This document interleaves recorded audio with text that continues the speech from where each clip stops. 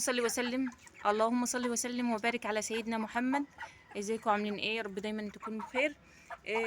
صلوا على النبي كده معانا ان شاء الله. اللهم صل وسلم على سيدنا محمد. طبعا الفراخ النهارده ان شاء الله لعمر ال 36 يوم، ال 36 يوم هنذبحهم ان شاء الله كده.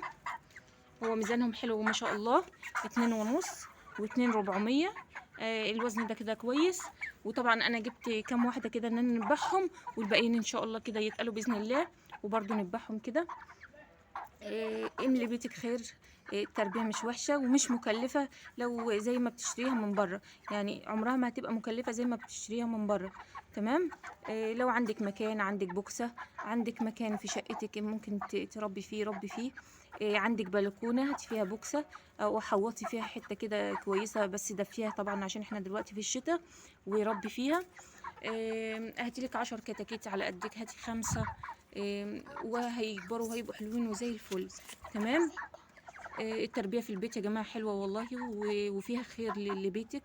ربي كده واملي بيتك خير بإذن الله. طبعا هنذبحهم إن شاء الله يا جماعة للناس اللي ما بتعرفش تذبح لوحدها، ولازم حد يكون معاها. لا، مش لازم حد يكون معاكي، ولو بتذبحي أي طيور لوحدك عادي. هنذبحهم دلوقتي إن شاء الله. أهم حاجة بس قبل ما نذبح، أهم حاجة في الذبيح إن السكينة بتاعتك تكون حامية. تمام، حامية جدا كمان عشان تذبحي على طول والطير ما تعذبش وياكي. تكوني مش خايفه وانت بتذبحي برضو. ومش لازم يا جماعه حكايه ان حد يأذلك عشان تذبحي والكلام ده. طبعا احنا مش هنتكلم في النقطه دي، بس انا عارفه حاجه زي ديت، ولما بدات اذبح ذبحت من غير ما حد يقول لي اذبحي ولا الكلام ده.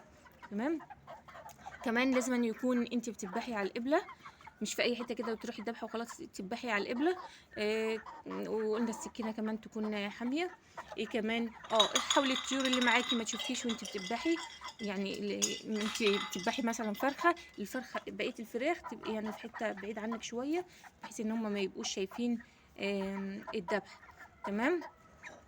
بس وبتسمي وبتكبري وبسم الله الله اكبر، وتشهدي اشهد ان لا اله الا الله واشهد ان محمد رسول الله، وبتذبحي عادي ما فيهاش اي حاجه.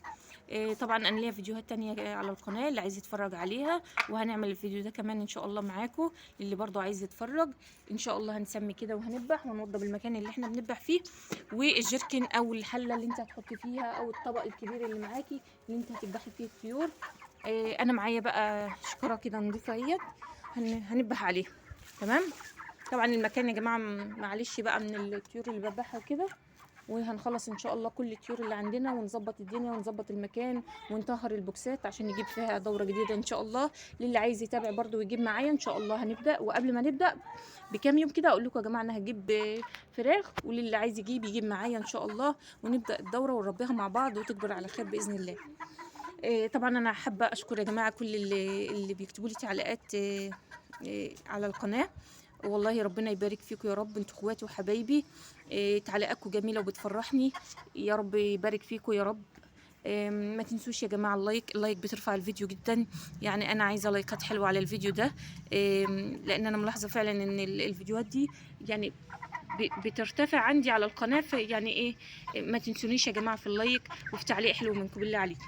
تمام. السكينه معايا بقى، وبنمسك فرخه كده. انا هدي بقى التليفون كده لبنتي تصورني. تمام. خليكي بس على المكان اللي احنا هنذبح فيه. تمام. السكينه معايا اهي يا جماعه،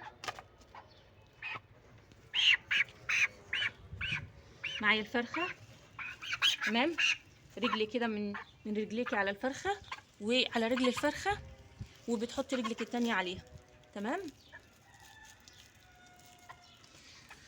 وبنبدأ نذبح ان شاء الله، هوريكم ازاي. خلاص يا جماعه انا كده اتجاه القبله بتاعتي، وهحط رجلي زي ما قلت لكم كده على جناحات الفرخه، والرجل التانية على رجليها. تمام. وبنبدا نذبح ونسمي كده. السكينه من تحتك يا جماعه، اهم حاجه السكينه تكون حاميه. تمام. وانت بتذبحي نمسك زور الفرخه كده اهو اهو ماشي، ونسمي بسم الله الله اكبر، وتروحي ايه ذبحه. تمام. طبعا انا مش هذبح يا جماعه عشان اليوتيوب مانع ان احنا نصور الدم والحاجات دي على القنوات. ماشي.